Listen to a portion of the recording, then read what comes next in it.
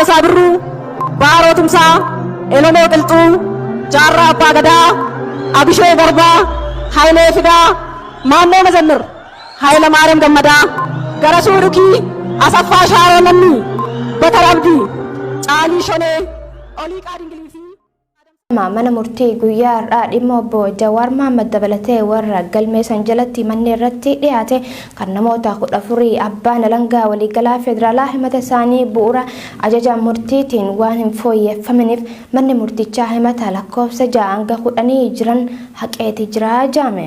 Himata tokkoffaa irraa afuraffaa jiran himata tokkoffaa hanga afuraffaa jiran ilaalchise himatamtoonni yaada yookaan mormii yoo qabaatan akka ibsatan yoo hin qabaatin ammoo jecha amantaa fi waakii akka kennan gaafa 19/5/2013 akka lakkoofsa biyyattiitti beellamamee jira.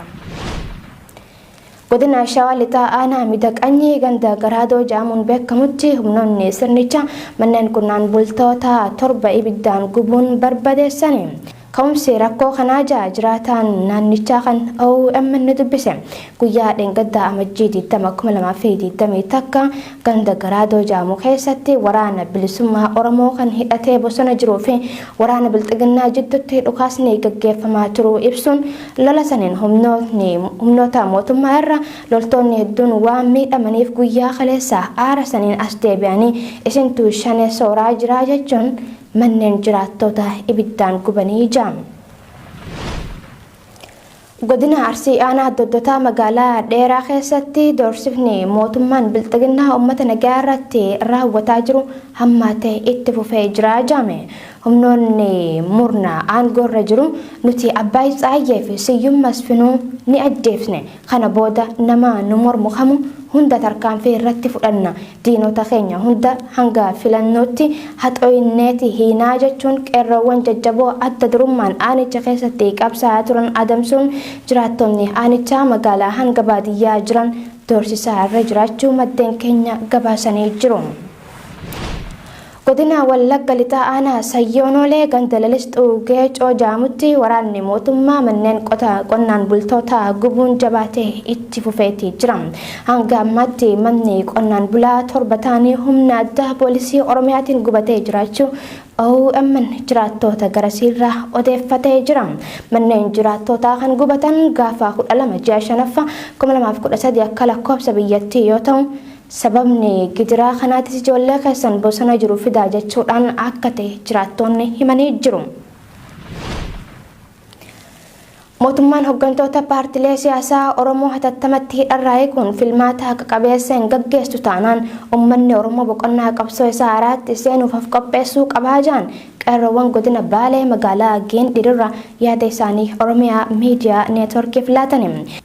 Uummanni Oromoo mootummoota dabraa fi dhufaadhaan biyya isaa irratti ajjeefamaa, hidhamaa, reebamaa, lafa isaa irraa buqqifamaa, biyya irraa ari'atamaa waanjoo gabrummaa baadhachaas ga'e waan ta'eef kana booda gateettii itti abbootii irree baadhannu hin qabnu jedhani.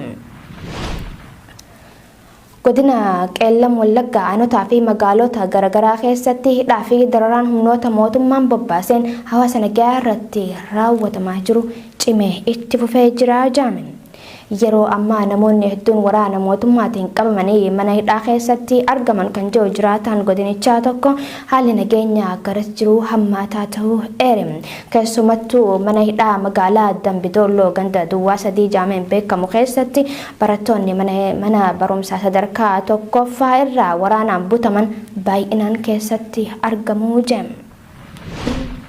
Itoophiyaan waraanni Somaaliyaa lola Tigraay irratti hirmaannee jechuun haaluusii Bloomberg gabaase. Maddi oduu Bloomberg akka jedhutti mootummaan Itoophiyaa waraanni Somaaliyaa raayyaa ittisa biyyaa gargaaruun TPLF lole odeeffannoo jiru sobaa jechuun haalee jira jedhe. Itoophiyaan dhimma biyya keessaati jettee waraana Somaaliyaa of gargaarsiftee TPLF'n waraanuuf walitti bu'insichi gara naannichatti ol guddachuu isaa mul'isaa jira maddi oduu kana. Dassasaa Birruu, Baaroo Tumsaa, Elomoo Qilxuu, Jaarraa Abbaa Gadaa, Abishoo Garbaa, Hayilee Fidaa, Maannoo Mazannir, Hayila Maariyaam Gammadaa, Garasuu Dhukii, Asaffaa Shaaroo Lammii, Bakar Abdii, Caalii Shonee